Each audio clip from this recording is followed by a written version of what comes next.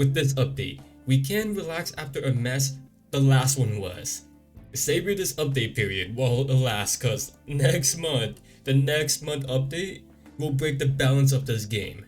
And I wish I was exaggerating when I say that, but let's go and focus on what we can expect in this upcoming update, featuring the two new characters, Nornorin and Safreen. I am very excited about them because of how technical their gameplay are. It is both interesting and fun, at least to me it is.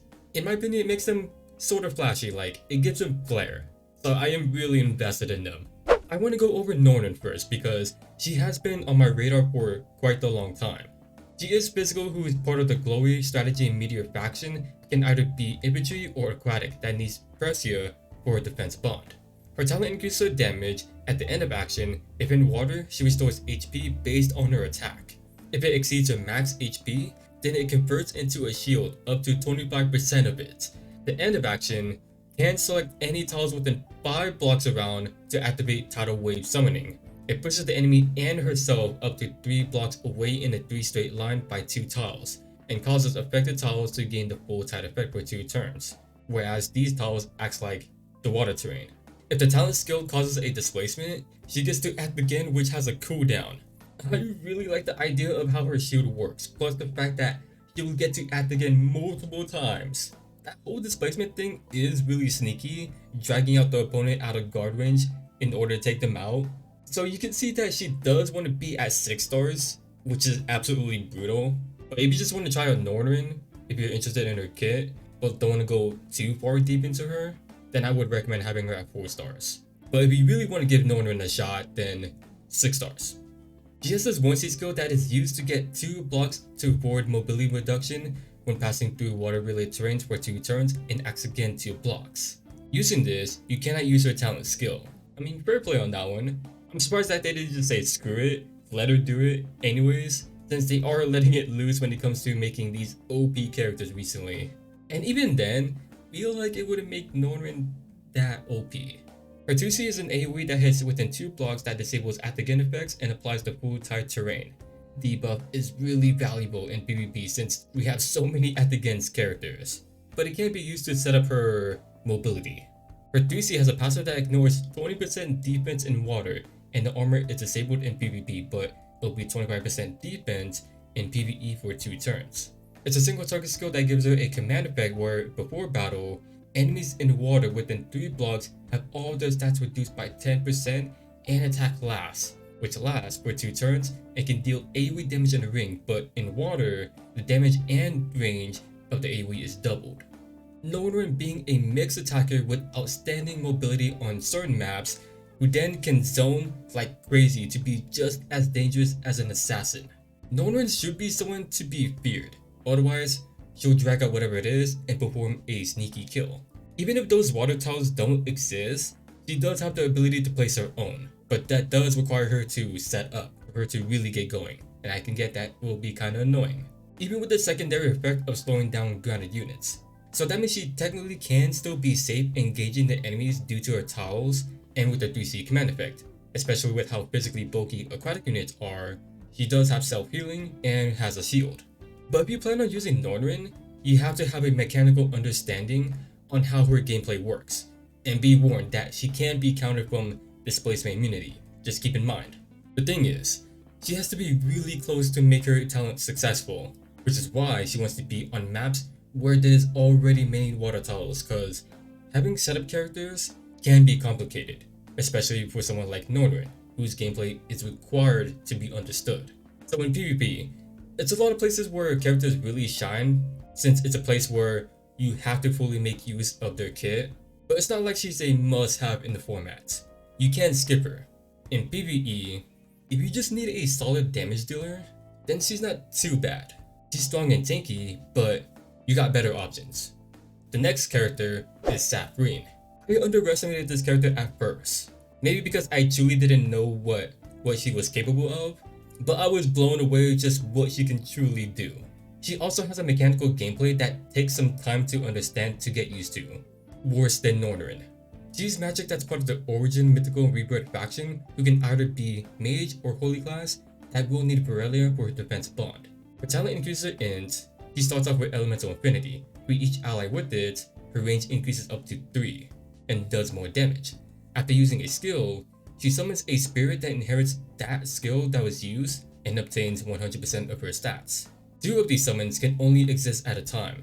If no damage was dealt, she can recycle one of her spirits to reset the cooldown of the skill that it had, and she gets to act again where she cannot move or summon another spirit that has a cooldown. Now, some things that you gotta know about this talent is that these spirit summons do benefit from having a ton of range, the damage multiplier, and reward. Safreen still do keep her skills, they would just be on the cooldown. Meanwhile, the spirits can be ready to go. She has 3 actions in total, making her hard to predict. So it's definitely okay to spam her skills in order to just summon for them. It will be completely safe since these summons give her that range in for themselves as well, and just be as dangerous.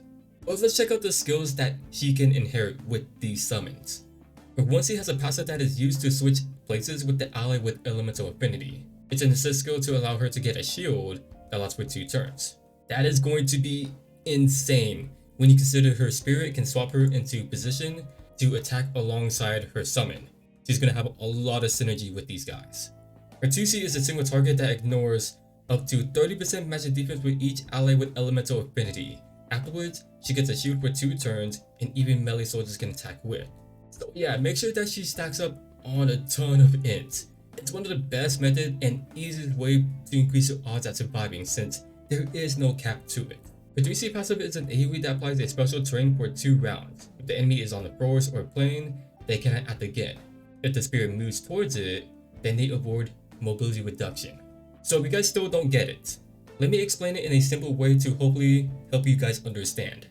Her gameplay is very mechanical, way worse than Nornorin. When I say mechanical, I mean that you have to understand what she does, because it is going to be difficult to use her, heavily relying on these summons, and since she can get 3 actions in total, it makes her unpredictable, especially combining with the 1C skill. Not to say that you need 3 of these guys right off the gate. A trick that she can do is have her use her 1C skill in order to summon the spirit, and that spirit will spawn carrying on that 1C skill, and then you can have it move into place.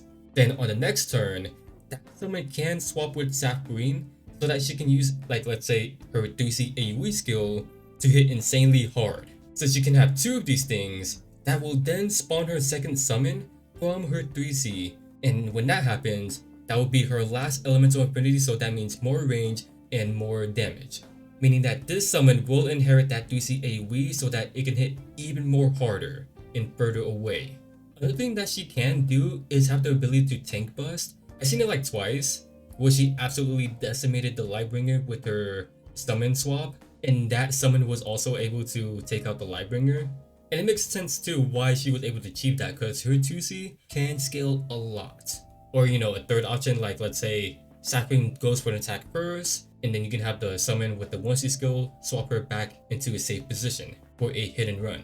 She does have mass attack if you want to replace her single target 2C skill for that. So in both content, she's going to be incredible as a magic DPS. In PvE, she is going to be straightforward, even dealing with multiple enemies at once, even outranging some of the boss enemies too, for even more damage. So in that kind of environment, you don't have to think too much about what you're doing. In PvP though, that's where you need to have a more understanding of her mechanical gameplay. She can be highly unpredictable at times with the multiple actions, so she can catch some people off guard. And once you get a good hang of it, she is going to be insane more than you realize.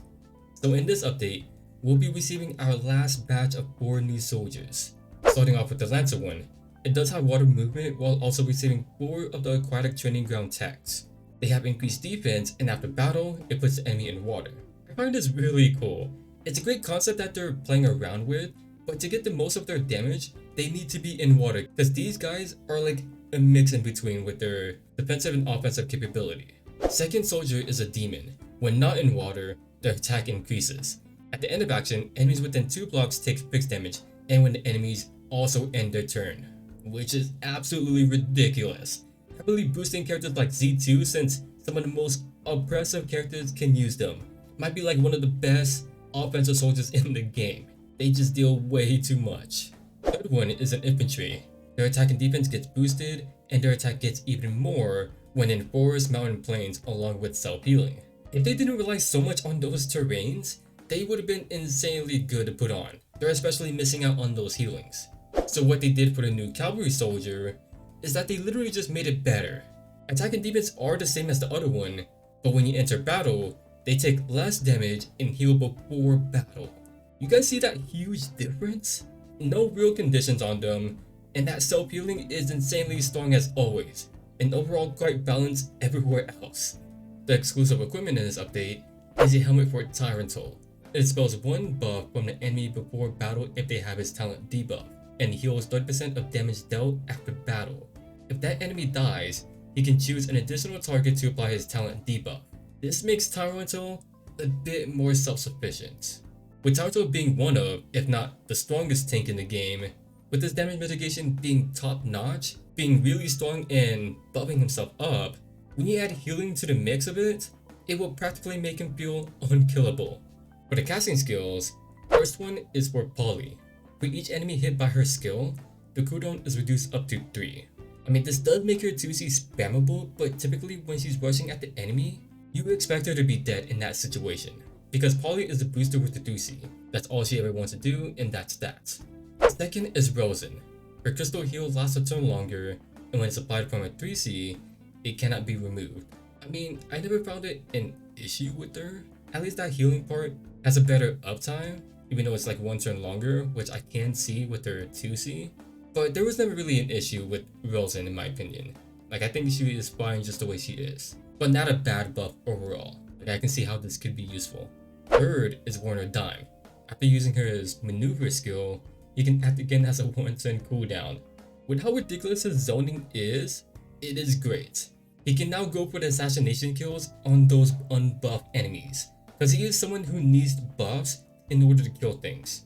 I've seen a lot of moments where he just always barely fails to kill the enemy due to having no buffs. It's a sad thing for him. Fourth and final one is Pirotess. After her act again, buff duration isn't decreased, and after her skill kills an enemy, it gets refreshed that has a 1 turn cooldown. I mean, Pirotess does have a strong killing power thanks to her 3C, so more power to her. With the banners that we can expect, in the second week, a raid up that has Selka in it, who is a broken versatile support character. There will be a raid up with Grand Shield, who can still be a solid DPS and is a strategy faction buffer. Then you got Tyrantel, who is one of the best tanks in the game. In the third week, there's a Destiny banner that has Nemia, one of the best archers in the game. A raid up that has Ashen, who's an extremely versatile support DPS. And Christian, a very strong tank who can buff up the princess team. In the fourth week, there's a Destiny banner with Adon Kelmo, who is still a very strong master DPS with a portal mechanic to teleport from one place to another.